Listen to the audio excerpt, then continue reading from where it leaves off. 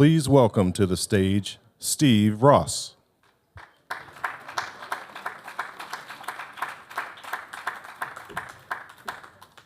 Good evening. I'm glad we're not competing with the Dodgers tonight. I'm Steve Ross, and I am the director of the USC Casden Institute and a distinguished professor of history at USC.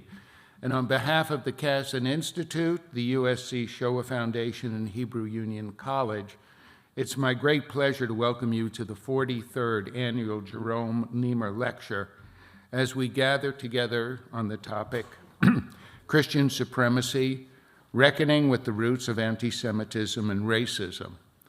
And this year we are honored to welcome our keynote speaker, Magda Titer, professor of history and the Schvidler Chair of Judaic Studies at Fordham University. We are likewise honored to have Diane Winston, professor of journalism and communication, and the Knight Center Chair in Media and Religion at USC Annenberg as a respondent today. Our speakers will be introduced in greater detail by Professor Sarah Bunin-Benor, professor of contemporary Jewish studies and linguistics at Hebrew Union College and chair of the Nemer Lecture Committee. But I would also like to offer Magda Titer and Diane Winston a warm welcome and our gratitude for sharing their insights with us tonight. We are also joined tonight by two members of the USC Board of Trustees, Stanley Gold and his wife Eileen, and Bruce Raymer and his wife Madeline. USC Institute takes great pride in our three endowed annual lectures, which, like tonight's Nemer Lecture, cover a range of topics from Jewish political life to Jewish scholarly and artistic contributions across America. And our goal at the Casden Institute is to shed light, not heat, on some of the most controversial issues of our day. Our Casden Conversations bring together students, faculty, and the community at large for more informed and engaging discussions that explore a wide variety of contemporary topics that are at the forefront of American political and Jewish culture and identity.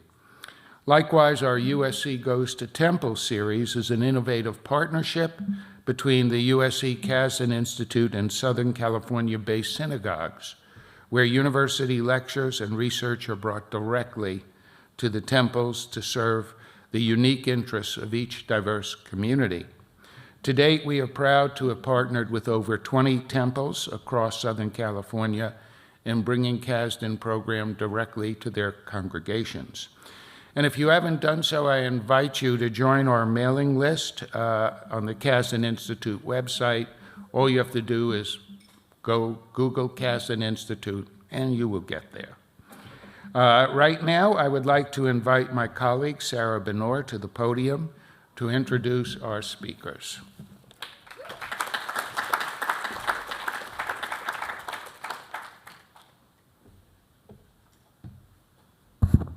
Thank you, Steve. I'm very honored to introduce our speaker and respondent today.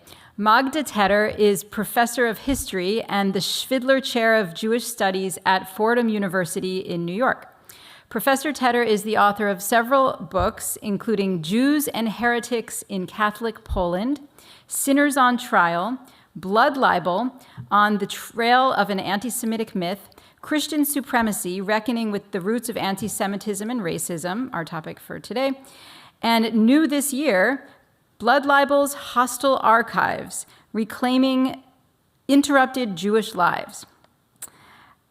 She is also the author of dozens of articles in English, Hebrew, Italian, and Polish in academic and non-academic venues. Her book, Blood Libel, won the 2020 National Jewish Book Award, the George L. Moss Prize from the American Historical Association, and the Ronald Bainton Prize from the 16th Century Society. Dr. Titer has received fellowships from the John Simon Guggenheim Memorial Foundation, the Harry Frank Guggenheim Foundation, the Radcliffe Institute for Advanced Studies at Harvard University, the Cullman Center for Scholars and Writers at the New York Public Library, and the National Endowment for Humanities.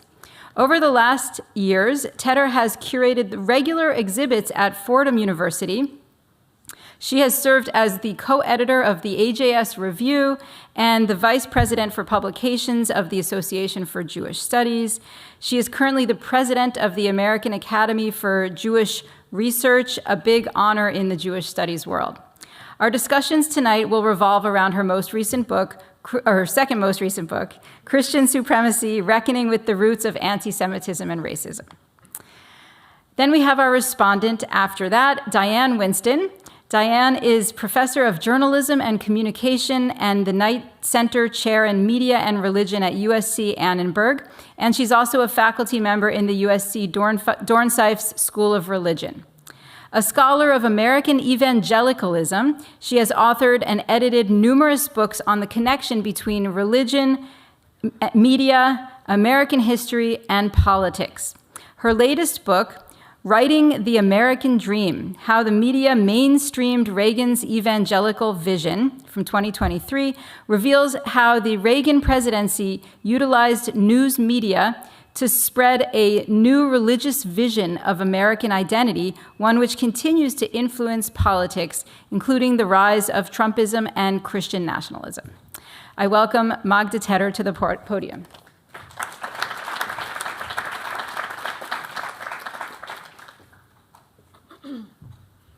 Thank you so much, Sarah. Thank you, Steve. Thank you to the Casden Institute and the Nemer family for this lecture. It is a great honor to be here with you. And I also want to express my gratitude to Diane Winston for agreeing to respond to the lecture. I want to start with a couple of remarks about the moment we live in. We live in very troubled times, as we all realize, times when hateful rhetoric and even violence are valorized, times when it's difficult to have conversations on difficult topics, to face the past and the present, times when we're increasingly losing the ability to disagree with one another and resort to immediate emotional responses to situations and ideas we face and maybe disagree with. We have no time and no patience to listen, to hear, to discern. Instead, we tend to jump into judgment right away. And social media fuels this, encouraging us to find ideas and people with whom we agree and who affirm what we already believe in, or block those with whom we disagree. I teach and write on topics that elicit deep emotional reactions. In fact, I think I should switch to something happier. And I always tell my students that in our classes, we will read a lot of things we disagree with. And I don't mean just the abhorrent things that we read, but even scholarly works. And I ask them not to agree with what we read and discuss, but rather to seek new thoughts, to ask new questions. For me, a success in pedagogy and in public conversations is not to convince, to persuade, and to persuade to agree with what I have to say and what I think, but for the audience to leave precisely with some new thoughts. When I read and I go to lectures, I also want to hear something new, not something that will affirm what I already know. That's a waste of time. So I hope that today you will also leave with new thoughts and new questions. Now, we are seeing, let me switch to, a resurgence of anti-Semitism. And even more distressingly, its politicization. Almost on a daily basis, there is something in the news, there's something in the news that shows this new intensity of anti-Semitism. This is just from October 14th, and you can see in this chat that was shown in Politico of young Republicans in New York State, where I live, that connection between anti-Semitism, racism, and here also sexism. Here you have another recent tweet. This is a connection of between anti-Semitism and racism, where one of the political pundits and attorneys is comparing Hakeem Jeffries and saying that it's George Soros's slave. And we see that connection between anti-Semitism and racism over years, over decades even. Here is one from 2018, but it also, we can look back to the 60s and even earlier, the 19th century as well. So then and now we see resurgence on the right and the left. Here you can see the image from Charlottesville, and I think this one is from Seattle in the aftermath of October 7th. I just want to mention the Anti-Semitism Awareness Act, which focuses on the definition of acceptance of the IRA definition of anti-Semitism. We, as scholars of anti-Semitism, have not done a good job over a century. We have written a lot, and you may have read some of that, a bewildering amount of scholarship, but that focuses on, argues about definitions, chronologies. It ponders whether it's eternal hatred or just a modern phenomenon.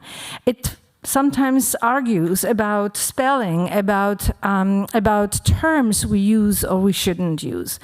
And I wondered, teaching and thinking about it, whether it all matters. Does it really help? And as our recent Times suggests, that something clearly is not working.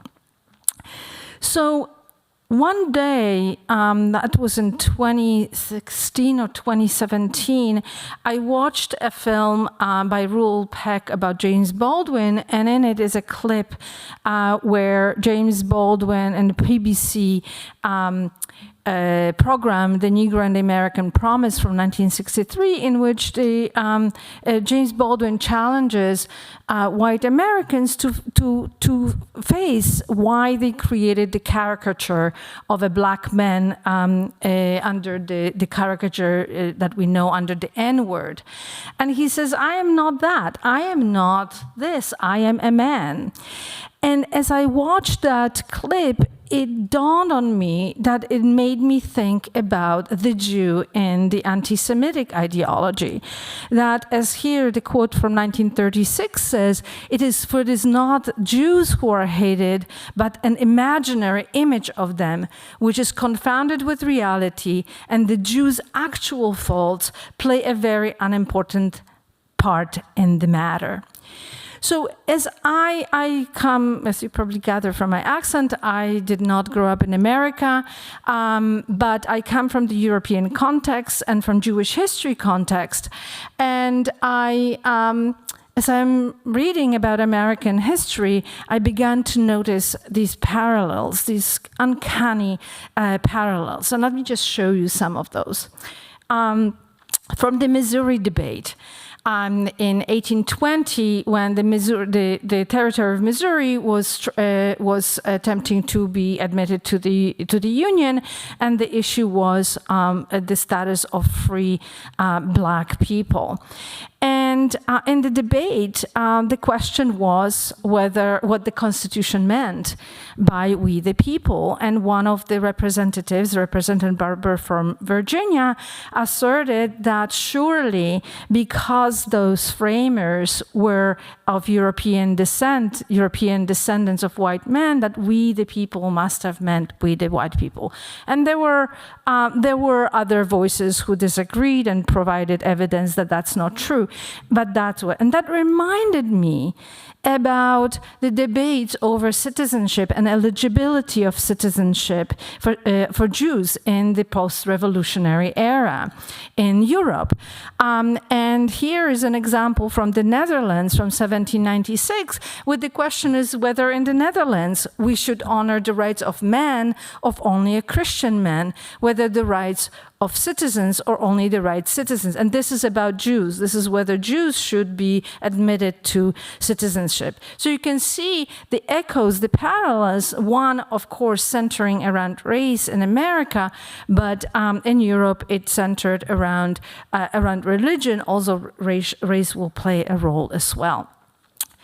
And the same questions were asked, like in the Dred Scott case, whether a black person can become a member of a political community, whether as such they can become entitled to all rights, privileges, and immunities guaranteed by the instrument to the citizen. And again, when I read it, I was thinking immediately about these debates in the late 18th century about Jews, whether the law of Moses or Jewish religion makes citizen and full integration of the Jews impossible. And many of them responded, it's impossible. Jews should not be granted citizenship. They should not be granted equality and the rights. And again, I highlighted some of the phrases that Jews should not be on equal footing with Dutchmen. Collectively speaking, Jews cannot share in our Dutch social rights. But again, it's about both Germany, France, and other countries of Europe. So I started jotting down these parallels, and they were shockingly, uncannily similar. One that was very clear is that both figures, in the case of Jews and black people, serve as contrast figures to form an identity of this opposite group. So Judaism and Jews served as contrast figures for Christianity and Christians, and black people served as contrast figures as constitutive to white identity. And I want to show you, and I apologize that I will show you a couple of very offensive images, but I think it's very instructive to see them side by side. So here is our images of ecclesia and synagoga symbolizing the church and Christianity and synagoga, Judaism and Jews. One, the triumphant church with a cross, with a crown and a chalice, and the synagoga, blinded, folded maiden, humiliated maiden with her body language shows that humiliation. And here is an image, again, a very contrasting, a different one, very racialized from a Nazi children's book. I don't need to explain what is on that image, showing the contrast. And here is a 19th century image of Fagin the Jew from Oliver Twist, Dickens's Oliver Twist, contrasted with the image of this young Christian girl. And if you look at the aesthetic of the young Christian girl, you can see her a parallel in an early 20th century American racist book of questioning the very humanity of black people. And so here you can see that parallel. So both were also shown as carnal and sexually dangerous. And again, just one image contrasting, very similar, and I can show you many of those. The anti-Semitic one comes from Poland. The other one is American. And as we see, they were both represented as ugly, and to highlight that contrast. They were also both represented and seen in these various texts as lazy, but you can also see the difference. Jews were lazy, unwilling to work and benefit from the exploitation of Christians, whereas black people were cast as lazy, and here is this quote from 1866, at the expense of white men. Both, if they demanded any rights and recognition, were seen as insolent or arrogant, as in the case of Jews. And we, of course, are familiar with the uppity black person's idea.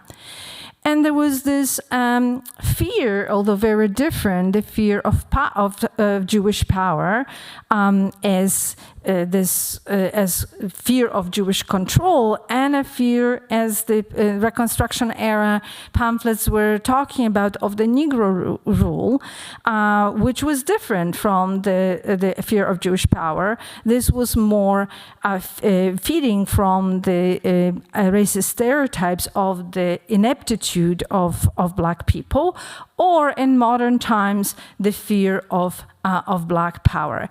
Ultimately, as we have seen, or as I wanted to show you here, both were seen as a problem and both were seen as a question. And again, the language was similar. You have the Negro problem or the Negro question, and you have the Jewish question or Jewish problem coming from both sides, both the anti-Semites and racists on one hand and the defenders on the other. Ultimately, both were, as we've seen early on, denied the equality as citizens, or at least were reluctantly admitted to citizenship after decades of arguments in Europe and after the Civil War in the United States. And then we had immediate backlash, Jim Crow era and the post-Reconstruction era, and in Europe, political anti-Semitism. So what is behind these striking parallels for two peoples with such different historical experiences? Jews, after all, were never enslaved, unlike Black Americans who suffered centuries of enslavement, and much of racism is stemming from that. So what is behind these things? I think we may have been blinded of not seeing these ideas because the study of anti-Semitism has focused so much on the emotion, on hatred, forgetting and ignoring the power dynamic and the power structures. But as I looked back at the historical text, I could see that this idea and idiom of power and servitude emerges already in the early Christian texts, and then continues and is deployed through law in Christendom, and then of course in Islam as well, which draws from Christian Roman law a lot. And it starts from theological texts. It starts from texts that don't necessarily imply power and political structures, but grapple with theology of the new emerging Christianity against the existing Judaism of antiquity. And here Paul sets up this contrast between the new faith, the new nascent, what we call now nascent Christianity, and casts it in contrast and attaches words like faith, promise, heavenly Jerusalem, freedom to Christianity, and law, flesh, present or earthly Jerusalem, and slavery to Judaism. It's not just a contrast, but it's also a contrast that sets up a hierarchy of value, one above the other. And here he uses, you can see Abraham's two children, one, and sets up saying that not the children of the flesh, for whom he sees Jews as the children of the flesh, who are the children of God, but the children of the promise. But the passage below is the first one that will signal certain power dynamic, although here he does it from a theological point of view of God's choice or predestination. And he says, and citing the book of Genesis, the elder shall serve the younger. Those phrases will take a life of their own and will be redefined, especially once Christendom becomes an empire. Roman Empire becomes a Christian empire. So here you have, in that new context, Augustine and his City of God returns to these contrasting ideas and again attaches certain values to Judaism, the ones in blue, the old, the earthly, servitude, slavery, shadows, to Judaism versus new, heavenly, light, freedom to Christianity. But importantly, he redefines and clarifies the phrase, the elder shall serve the younger. And he writes, as to the statement, the elder shall serve the younger, scarcely anyone among us has understood it mean anything else than the older people, the Jews, should serve the younger Christian people. That primacy was transferred, the older passionately craved the lentils, and what could be clearer than the reference to these two promises, that is, to the people of Israelites and to the whole world, the former according to flesh, the latter according to faith. This is just theology. The far more important, and this is what scholars have been studying, theology, these ideas, but I think far more important, far more long-lasting, and far more helping us understand the persistence of anti-Semitism is what I call Christian supremacy. And I don't want this word to trigger you because I use it in a very specific way. By supremacy, I mean the use of the power of the state and the use of law. So what happens is that these ideas get applied and implemented into law. It starts on different ways. Regulating slave ownership. Roman Empire was a society that had slavery within it, where Jews were prohibited to own or buy Christian slaves. It wasn't a prohibition on Christians as slaves, because Christians could own Christian slaves, but it was a prohibition against Jews owning Christian slaves. Here it is, the top one is still about concern with conversion, but you can see the bottom one is already raising questions of authority and power. If one of the Jews shall buy and circumcise a Christian slave or any other sect, he shall be raised from that Jew's power and remain in liberty. And then that leads to the gradual prohibition on Jews hiring Christian servants and the discourse of power. So the discourse of power emerges from that social hierarchy that is emerging at this time. And then we have prohibition on Jews serving in public offices, prohibition and practice law, and the servant state service. And again, you can see that because of the mastery, that is the concern that Jews would have authority and power over Christians, and Christians might be mistaken and be perhaps tempted to convert to Judaism. And Jews shall not be appointed judges over Christian populations so that they would not be subjected to them. You begin to see that language of power of social hierarchy being applied here. Then there's also prohibition of intermarriage and prohibition against admitting Jews as witnesses against Christians. And again, anyone who understands the history of American law also knows that these are the areas where race relations were in fact regulated. And And it becomes part of the legal fabric of Christendom. It enters canon law, it enters secular law. Here I'm going to just give you a couple of examples. It is absurd that a blasphemer of Christ exercise of authority over Christians. They again reiterate the prohibition of Jews being hired in public offices, that it becomes clad in theology that Jews who by their own guilt are consigned to perpetual servitude because they crucified the Lord. They should not be ungrateful. The Pope here asks French rulers to restrain the excesses of the good so that they shall not dare raise their neck bowed under the yoke of perpetual slavery, lest the children of the free woman should be slaves to the children of a slave, but rather as slaves rejected by God. Jews should recognize themselves as slaves of those whom Christ's death set free at the same time as it enslaved them. And Jews should not dare grow insolent. So you can see Jews are not enslaved, but the language of slavery is used against them for literally a millennium and a half by the time the French Revolution takes place.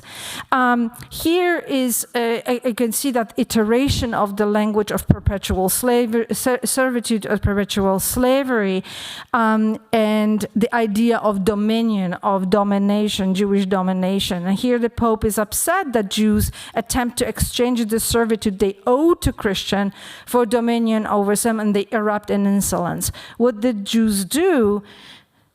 They dwell side by side by Christians. They had no distinct habits. You couldn't tell who Jews or Christians were.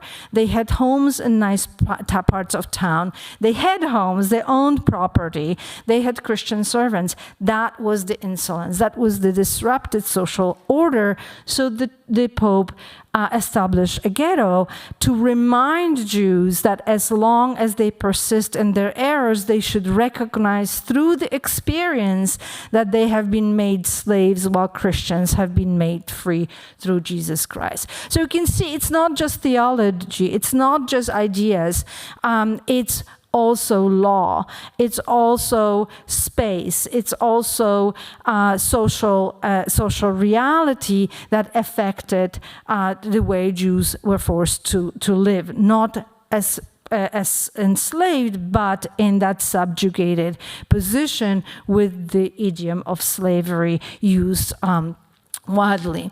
It was also deployed in visual language, starting with the Roman subjugation of Judea, and you can see Judea shown as this humiliated, actually chained woman against the triumphant royal soldier.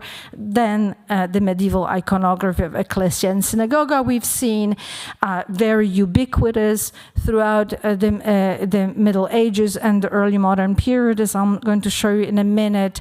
And at the same time, there emerges the idea of ecclesia imperatrix, the imperial church, the queen sort of dominating the world. And you begin to see that here as this much more globalized image here, still in the allegory of the Old and New Testaments, where you have the church, the ecclesia, as this triumphant queen holding a globe with the cross, and that blindfolded synagogue in the darkness.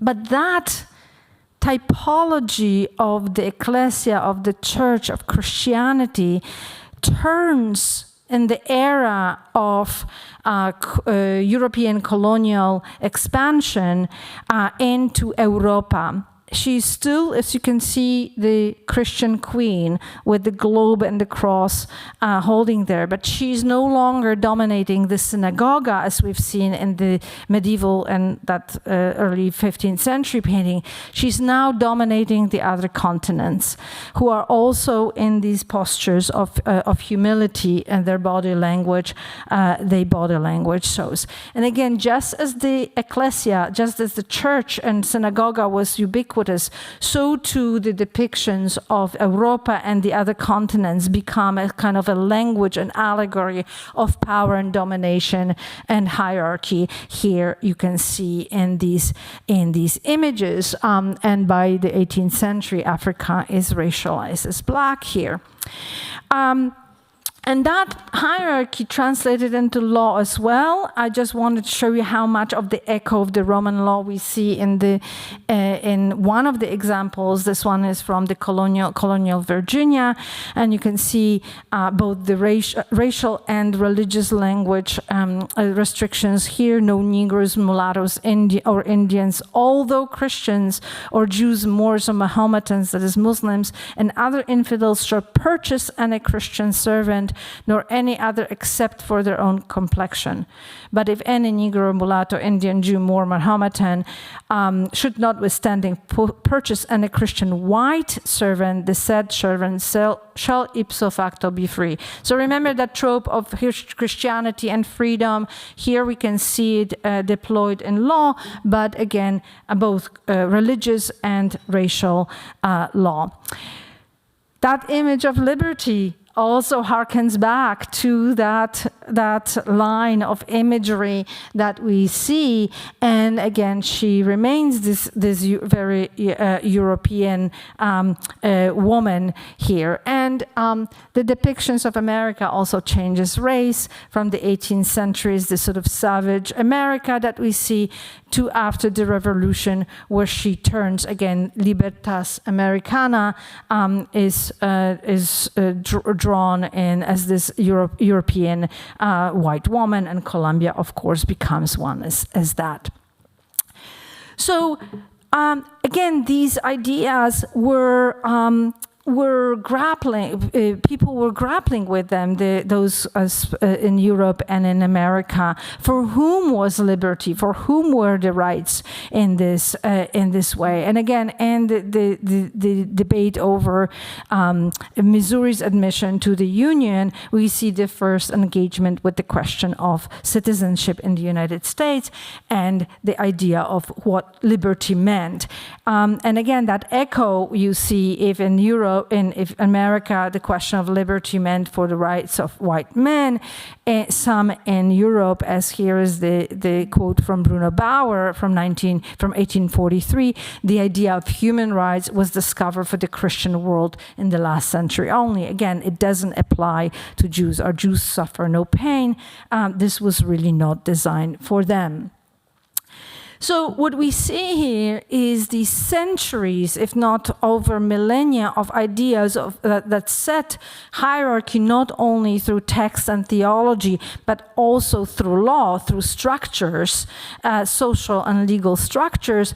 Now in modern times, with the idea of equality and citizenship clash, these clash, and the debates over who belongs to that idea of citizenship leads to these debates I showed you, and eventually, even though Jews and black people are by law eventually admitted reluctantly to the polity, to citizenship, their equality is perceived as unearned, as usurped, as unjustly climbing into the position of power.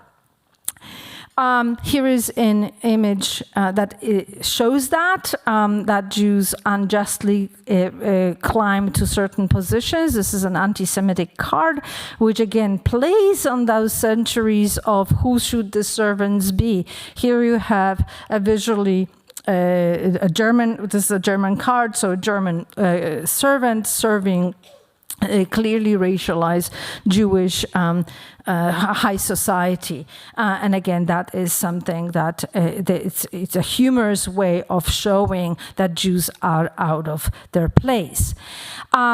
Here you have an example of a German writer who casts the idea that Jews demand literal parity, right? The citizenship called emancipation in literature, and he says, Germans are, after all, a Christian nation, and Jews are only a minority. In fact, just a German-speaking Orientals, they should not be demanding parity.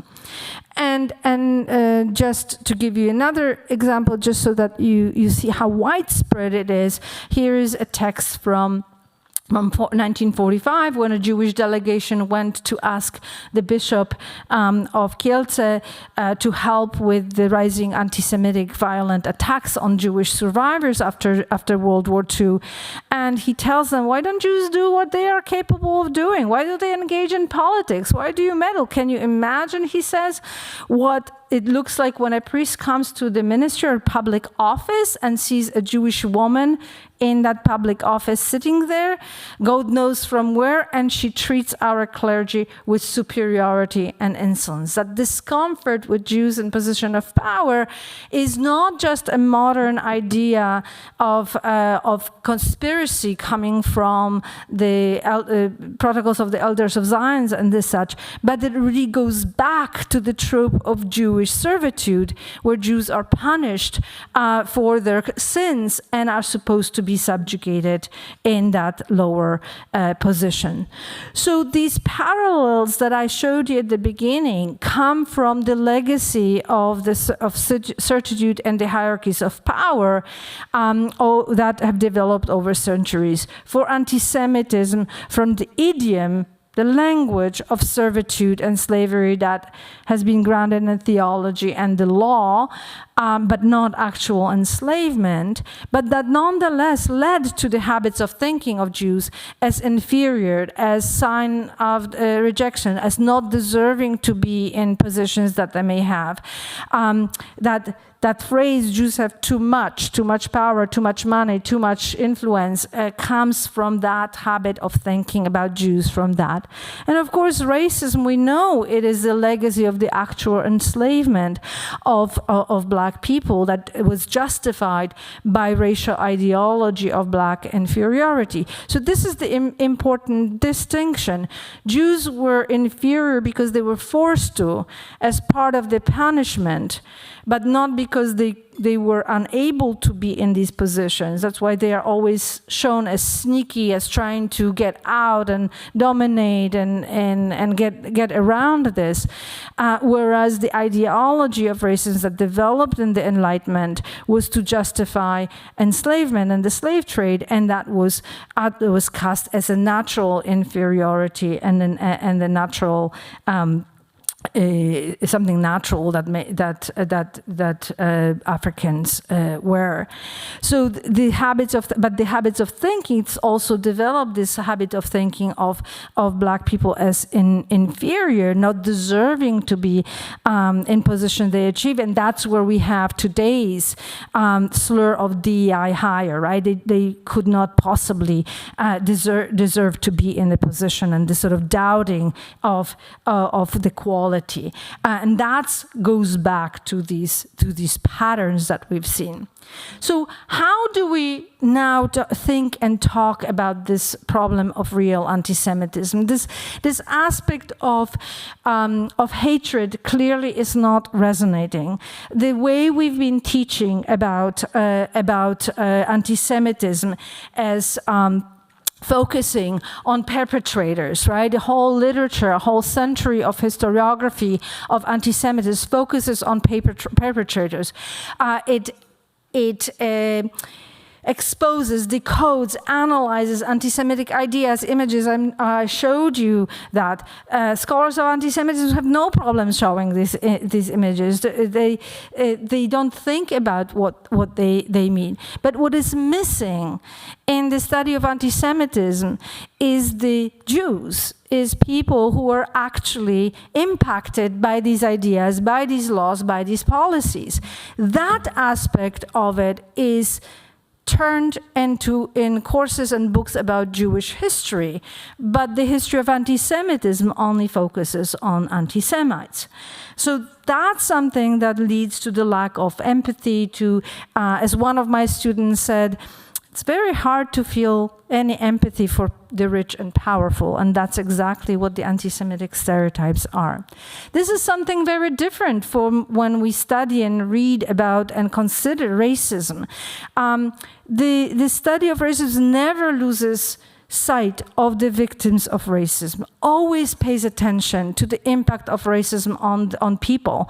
Right? It goes back to the slave narratives in the 19th century. There is a reluctance to publish racist images, racist language, because it's understood that they are harmful. And there is a focus on what policies do, how they function, right? The ideas of structural racism, of systemic racism. We never talk about systemic anti-Semitism or structural anti-Semitism. And some of these ideas are systemic, and some of these structures of the past are resulting in some of the current attitudes that we see. And now we, of course, are facing, in the last several years, of the question of politicization of anti-Semitism. Again, this is something not new. Anti-Semitism and anti-Jewish sentiments have been, I can trace it back, and I have in my book on blood libel, for many, many centuries back. But how do we diagnose whether anti-Semitism is being addressed as a real issue, whether it is dismissed or whether it is addressed to be solved, and not politicized, right? So one way is to ask question, is addressing anti-Semitism principled? Or is it targeted? Is only one side targeted or the other? Right? Do we only see anti-Semitism on the political side of those we disagree with, but we're explaining away anti-Semitism on the political side that we might be empathetic to or that we may align to? Is the address of anti-Semitism conditional? Do Jews need to do anything to be defended or for anti-Semitism to be addressed? And then what are the ramifications for the addressing the questions of anti-Semitism? Again, this is something not new. Historically, the protection of Jews served as a tool to assert power. Kings and emperors used it against popes. Popes used it against kings and emperors. Kings used it against local powers, local lords against kings. In modern times, George Mossey and others have shown this use of anti-Semitism for political reasons in modern Western Europe too. But the ramifications of that are, and this is what really keeps me up at night, is that it raises the hostility against Jews, because it means the Jews are being seen as political tools, or Jews are blamed for what those in powers do ostensibly to protect them. And it increases ultimately the vulnerability of Jews, because it doesn't solve the actual problem of anti-Semitism. So again, if in our time we're wondering how we should respond to various actions, whether it is by administrations, as we see the Biden-Harris administration in 2023 was seeking to address that. And I was on one of the panels that they consulted, and we were asking them to look at it much more broadly, to comparatively, not to just single out Jews, to think about how these rhetoric and power ideas are implemented. When you read it carefully, there is an implied audience that seems to be assumed to be a liberal audience of that document. So although it is addressing the impact, the discrimination is very sensitive to it, there is a certain implied idea that anti-Semitism is more prevalent, perhaps on the on the right than on the left. And by contrast, we see it now with the Trump administration that is ignoring or seems to be ignoring in the recent documents the existence of anti-Semitism on the right. Instead, it is targeting the left, as you can see in that language. And what struck me about this particular document issued by the White House is that implied conditionality of me, at least that's how I read it. With your vote, I will be your defender, your protector, and I will be best friend of the Jewish Americans have ever had in the White House.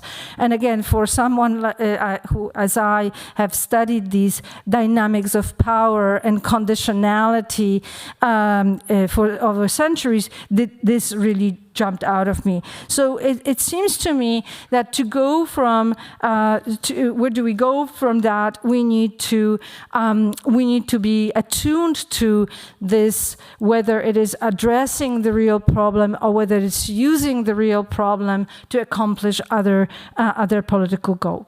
So where do we go from here? I think we need to recalibrate the discussion of anti-Semitism away from that simple rhetoric of hatred into understanding the dynamic of power.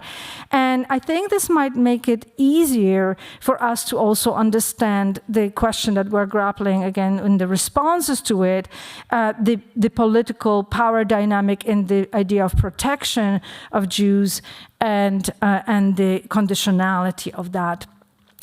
But other models, I don't want to leave you with like really depressing. We live in depressing times, but I wanted to end with the example that there are models to handle that, and that is a model of the image here. You can see the medieval image of the subjugated synagogue and triumphal ecclesia, and the other model of the two women, one symbolizing Judaism with the scroll of the Torah, the other symbolizing the church, which is in St. Joseph's University in Philadelphia, shows the effort that the Catholic Church and the Jewish community did in reconciliation and building bridges.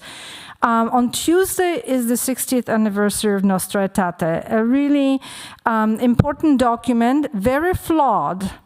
Very flawed. When we read it, and I've critiqued this document in my writing, but it led through really honest discussion of facing really difficult issues and hearing and listening to this reconciliation, to the bridges that is ongoing. It's a work in progress, and we cannot just sit and declare victory, but this is something we have to continue to work on.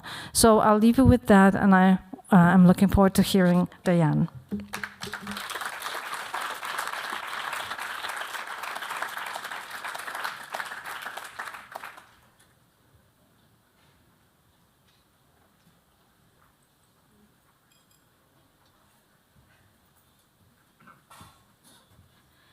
Thank you all for coming. Thank you, Professor Tedder, for that amazing lecture.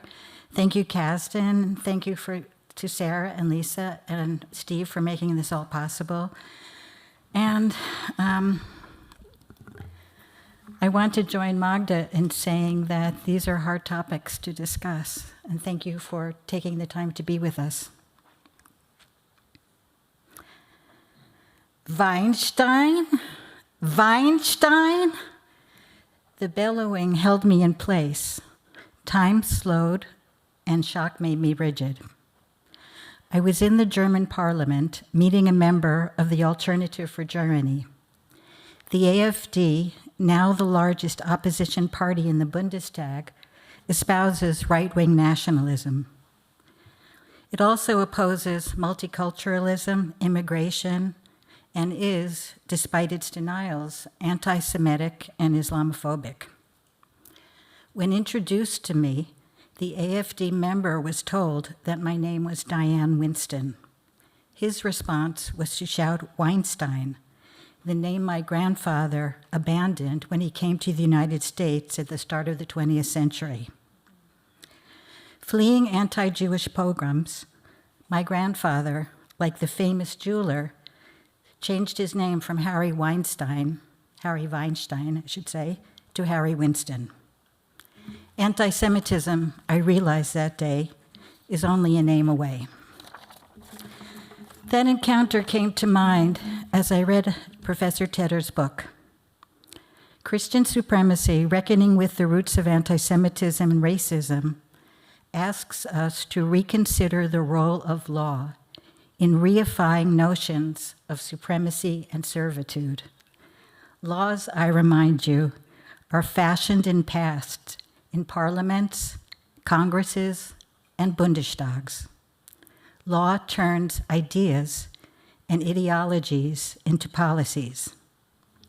Theological justifications for anti-Black and anti-Jewish sentiments do not compel societal buy-in, nor do they create the structural appurtenances that regulate behavior, but laws do.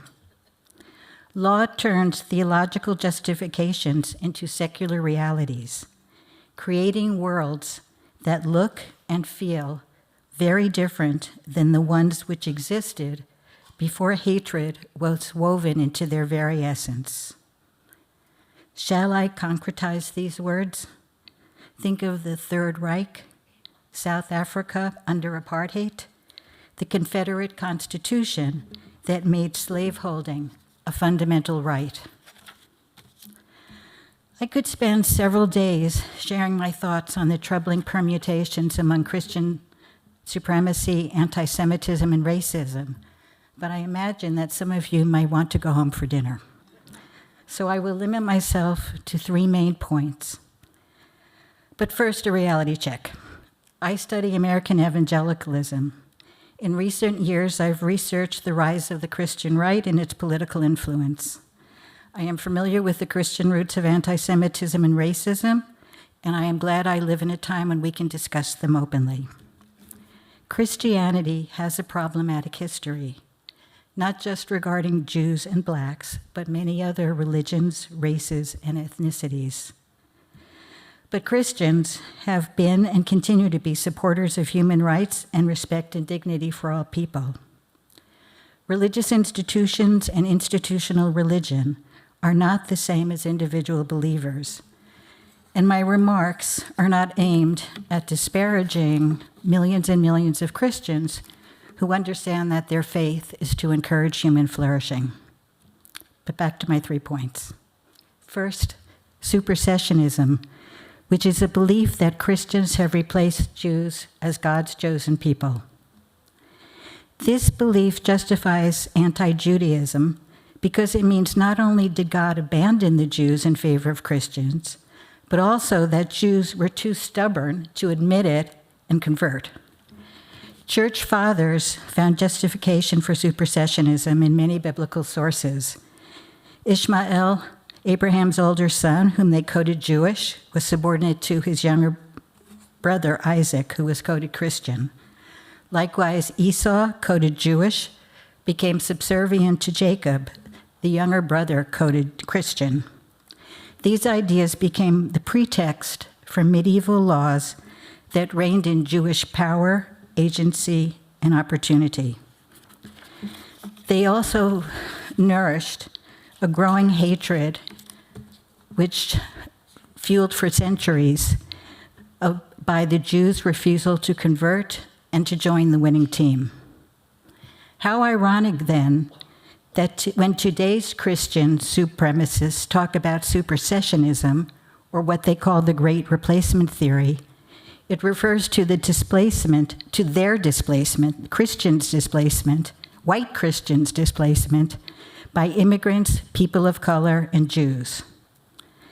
This theory has its roots in 21st century French angst over Muslim immigration, but it dovetails with pre-World War II anti-Semitic conspiracy theories and recent neo-Nazi white genocide conspiracy theories.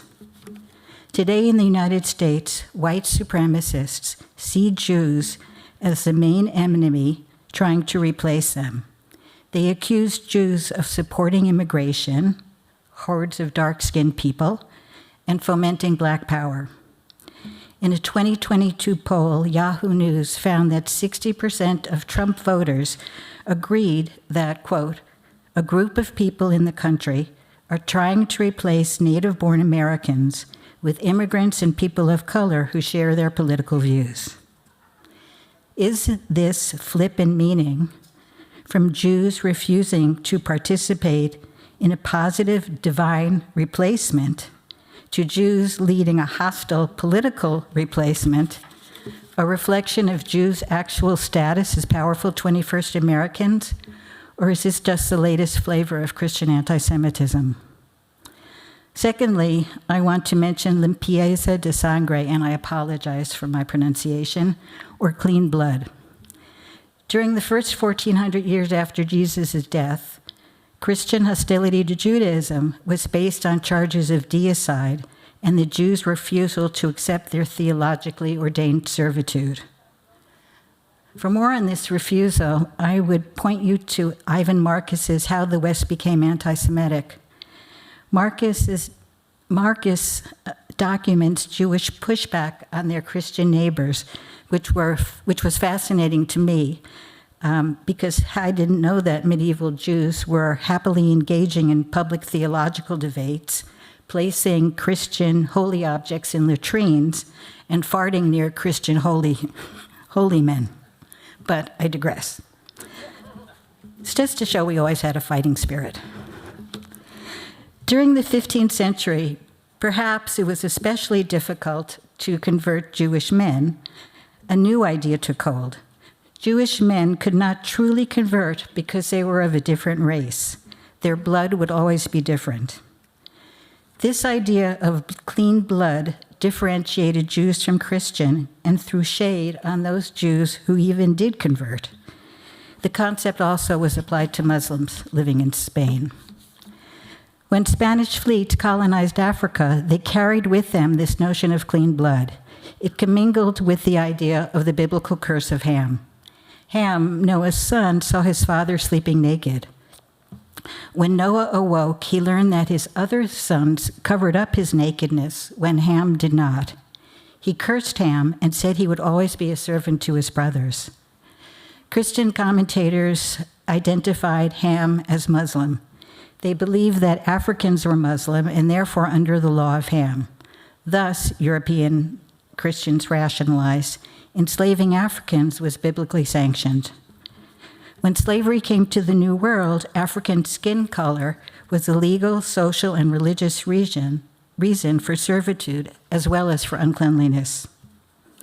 Moreover, because of the Spanish definition of racial purity, even one drop of unclean blood tainted an individual and kept them enslaved.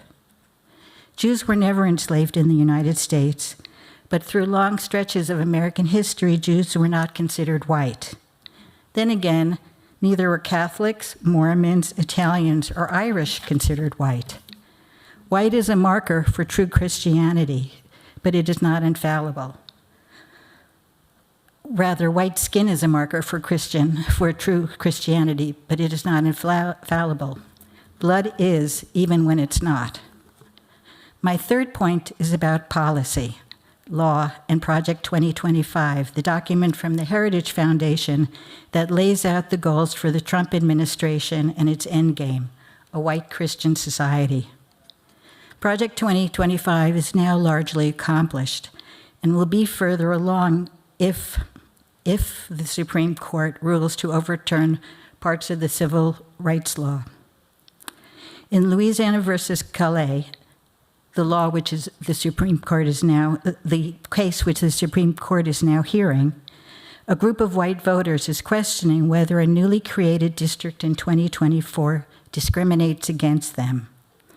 This, even though the new district reflects the state's black population, and Louisiana, with a history of poll taxes, literacy tests, and race-based terror, has a history of voter discrimination. Paired with the GOP's new zeal for gerrymandering, it's clear that disenfranchising black voters is an immediate concern. While Jews are not a specific target of Project 2025, Many values dear to the Jewish community are under attack, including reproductive choice, women's rights, and respect for diversity, including the LGBTQI+ community. Then there's Project Esther. Project Esther is an offshoot of Project 2025 that combats anti-Semitism. Project Esther's goal is to end pro-Palestinian support among universities, progressive groups, and politicians. Its backers have labeled Israel's critics as, quote, effectively a terrorist support network, unquote, and have sought to deport, defund, sue, expel, and ostracize them. I should say that while there may be people who have participated in protests who are Hamas supporters, most of the people who I have known in this community and in other communities do not back Hamas and are not part of a terrorist network. They are just people who seek peace and justice. The right and the Trump administration has weaponized anti-Semitism on the left while it ignores it on the right, and we have seen the results. Universities losing hundreds of millions of federal dollars for research. Universities fined hundreds of millions of dollars for allowing or enabling anti-Semitism. Students, professors, activists who have participated in pro-Palestinian protests suspended, jailed, and expelled from the US or refused to be allowed in. Labeling anyone who opposes Netanyahu's policies as part of the Hamas support network. Targeting progressive Jews, including Governor J.B. Pritzker of Illinois and George Soros. And targeting progressive politicians, including Bernie Sanders, Keith Ellison, and Zoran Mamdani. The New York Times had a piece this spring about Project Esther, and I'd like to read to you its ending. It refers to Ms. Coates, who is Victoria Coates, the vice president at the Heritage Foundation who oversees Project Esther. Quote, Coates and others at the Heritage Foundation also contend that the progressive groups that Project Esther charges with supporting Hamas pose a threat not just to the Jewish people or Israel, but as the plan warns, to the foundations of the United States and the fabric of our society. Quote, this is not just a battle for the Jewish state, Ms. Coates told her audience in December. It is a battle for the United States. I wish this was not a moment in time when calling me Weinstein did not feel so charged, or when the rights of Black Americans were not on the line, or when the government's weaponization of anti-Semitism did not seem like a ticking time bomb that will eventually marginalize and incriminate Jews for driving unpopular policies. But wishing does not make it so, and we live in a time when Tedder's book on the roots of hatred is compelling reading. Thank you.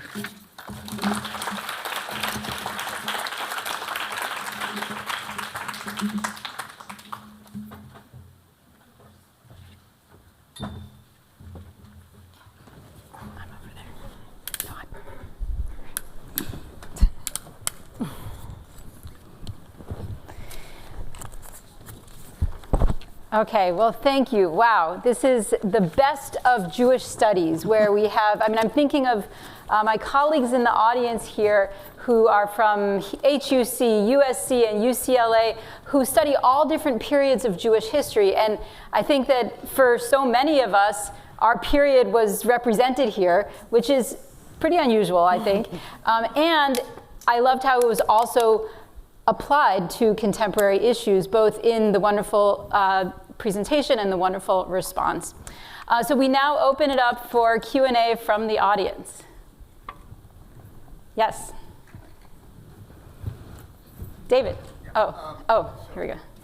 Thank you, Lisa. Thank you for a really stimulating presentation and response. Magda, I want to go to your point about kind of moving away from a more episodic perpetrator-oriented view of anti-Semitism to a more structural one, in line with sort of our grasping the deep structure of racism.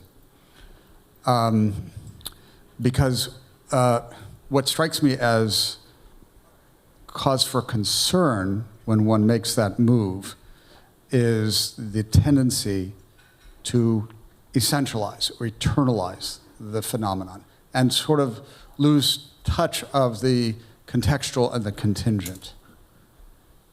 And when I sort of think of that, I mean, I think your impulse is a salutary one. I mean, I'm thinking of where that might go. That might go to the kinds of essentializing claims of Afro-pessimism or Judeo-pessimism. This is kind of eternal, unchanging condition in human history.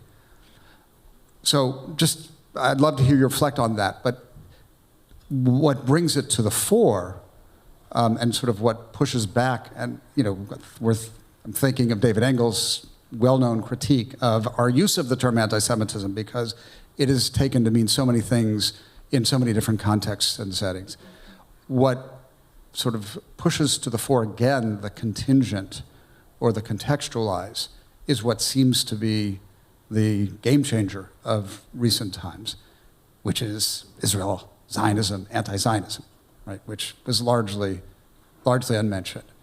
And what I think reinserting the contingent into the story does is remind us of the ebb and flow, not the consistency, but the ebb and flow.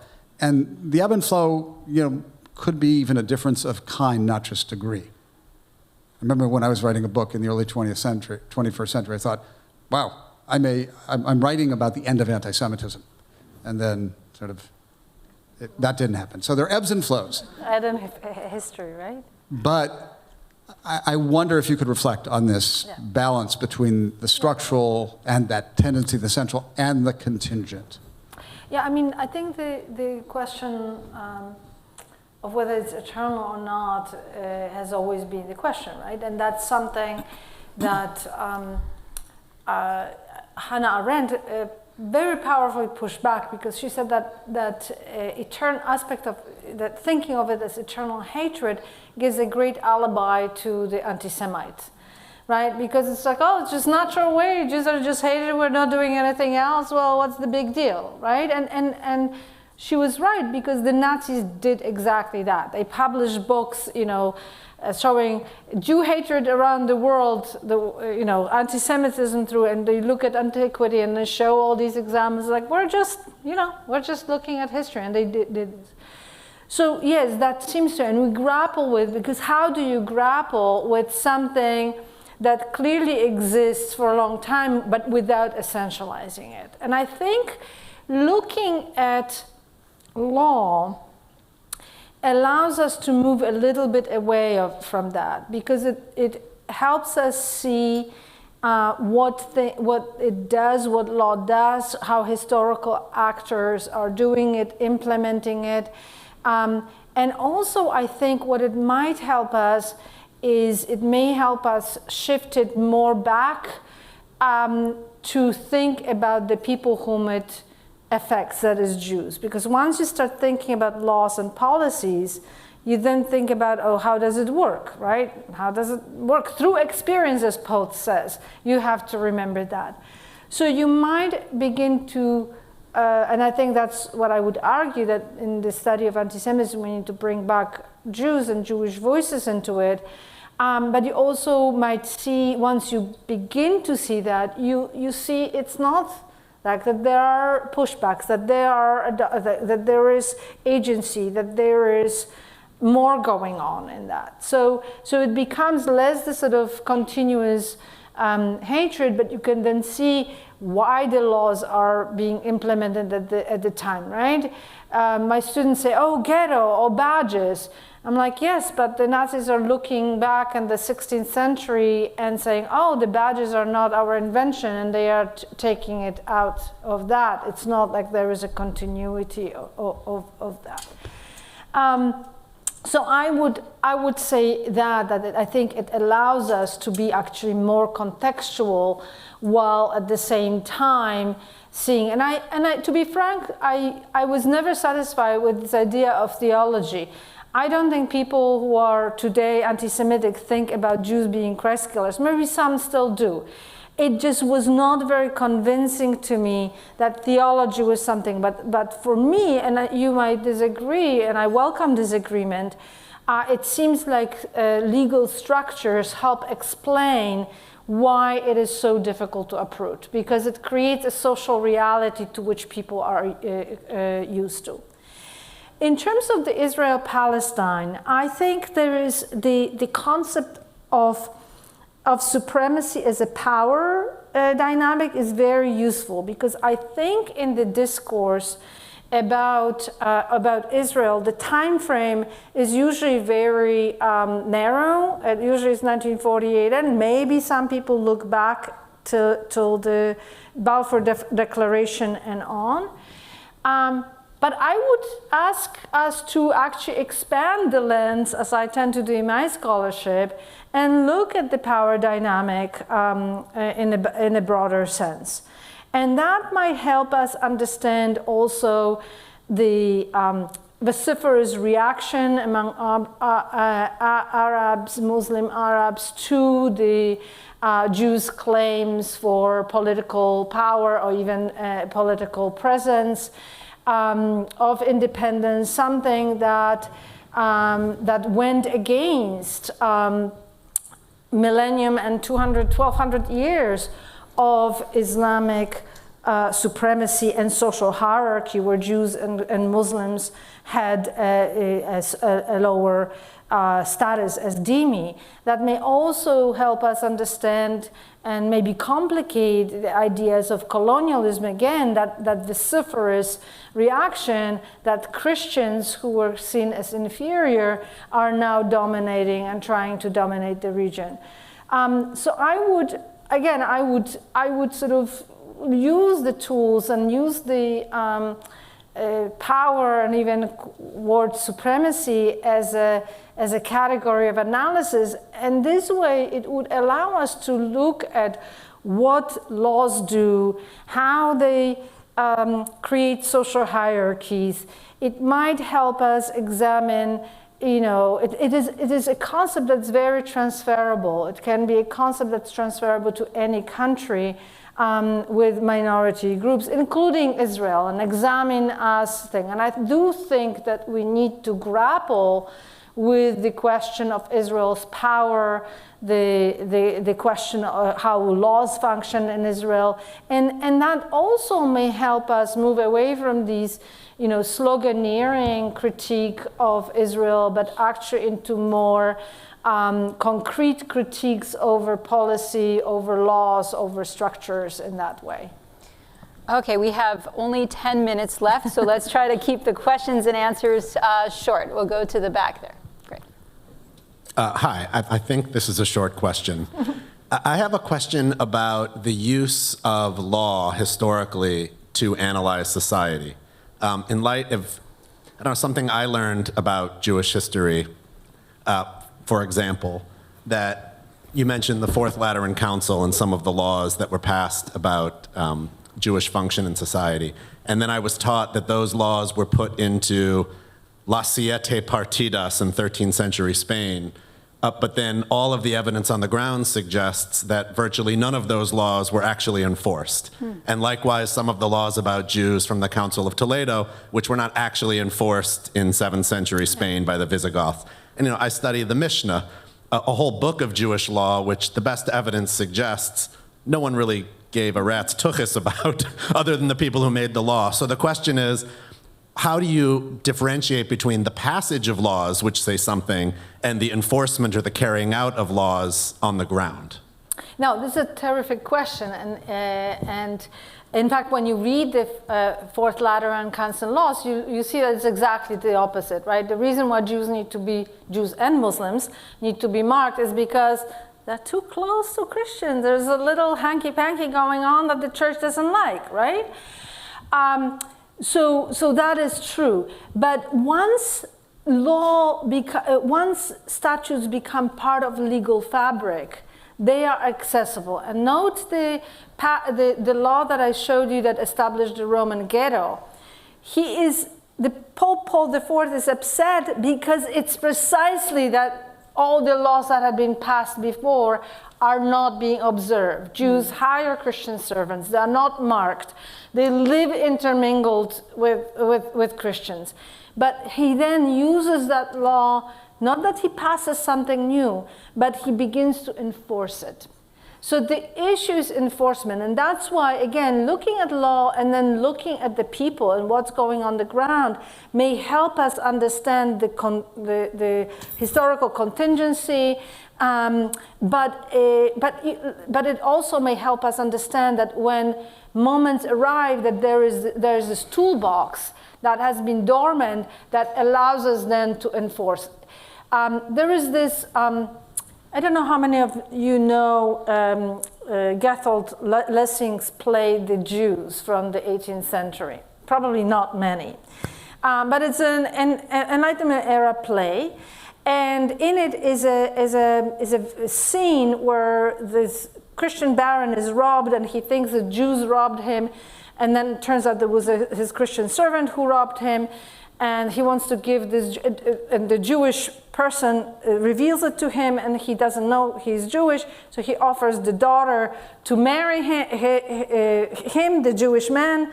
When it's revealed that he is a Jewish man, then he can't marry the girl. And his servant says, "How can I be your servant?"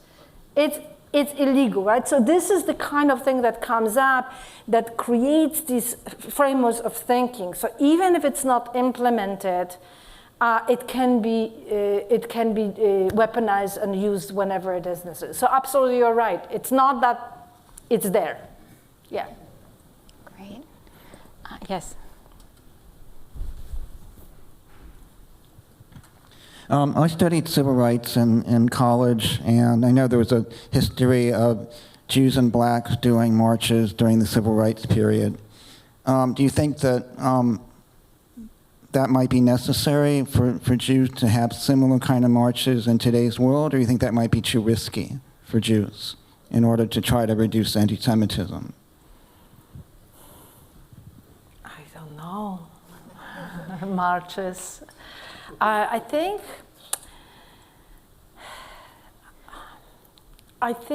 we need to do more, and that's where I am really worried the way anti-Semitism has been used by politicians, even if they are well-meaning politicians, because it makes it a partisan issue.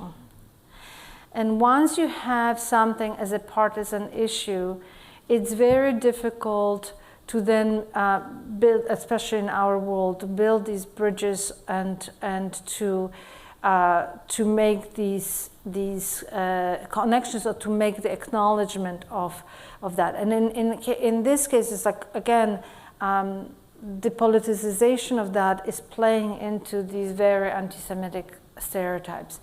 So I don't know how. I think what we need is we need to do more to create empathy instead of sort of the traditional way of fighting anti-Semitism. We need to, and this is what is very different between the understanding of racism and what it does. We understand that there is a spectrum of racism, that we understand what microaggressions are, and we also understand the extreme violence that took place, like lynchings. When you think about anti-Semitism, people often just turn to the most extreme aspect of that. So extreme violence and the Holocaust. And we don't have that spectrum. So I think what we need is we need to be much more sensitive to these various words and acts of exclusion, of when you have a Jewish student in class and you look and say, what do you think about Israel? Just targeting that. That's the kind of thing that people need to be aware that it's a part of a sort of a broader stress. So I think we need to work on that. I don't know whether marches help. If they do, maybe. But I think there is much more to be done on that kind of building empathy and understanding the various manifestations of anti-Jewish hostility. And again, the word itself has become this sort of like, oh, I'm not anti-Semitic, right? In that, to make sure that people understand how it functions within society. Yeah, I think that when Jews and blacks were marching together for civil rights, they were doing so with a goal in mind, which was changing laws. I don't think a march about anti-Semitism now would be called for in the sense that we are not marching for a specific legal goal or actual goal. I do think if it turns out that more civil rights laws are taken away and the black community did want to protest, I would hope Jews would join them. Or if something happened with the Jewish community that took away our rights, I would hope others would join us. But I think marching for the sake of marching probably does not do much good. Smaller attempts like Shabbat dinners, cross-cultural stuff, it that's doesn't kind seem of, to yeah. have worked, you know. Yeah. Okay, one more. Let's see. We have one last question. Oh, over there. Yes. A lack of education. Talk to me a little bit about a lack of education in our communities, because if I was to bring up in my community the law of nations or the natural laws that were finalized in 1758 by Vattel, no one would have a clue. And in those laws, those 5 books, there was a realization that the Indian land was, I don't know how you would put it, I guess, reappropriated. Because there was a statement that said that if they're not using the land, then we're entitled to it. So I think it's a little bit broader than anti-Semitism and racism and that sort of thing. I think it's a fight for power. And let me just say this: there was a separation between the Talmudic Jews at that time and the law of Moses. Excuse me, I'm nervous. All you fancy people. And the law of Moses is what the law of nations is based upon. And they fought against the Talmudic Jews. And it was because of that split that there could be called anti-Semitism. So even today, there's a split in the Jewish community as well. So talk to me a little bit about a lack of education, the split in all of our communities, and our inability to work together. So I think one of the things that's interesting that Jews historically were vilified precisely because Christians didn't believe that they obeyed the laws of Moses. That is, in Christian imagination, it was the only valid Judaism was the biblical Judaism. So that is also a root of a longer sort of anti-Jewish hostility, Christian anti-Jewish hostility.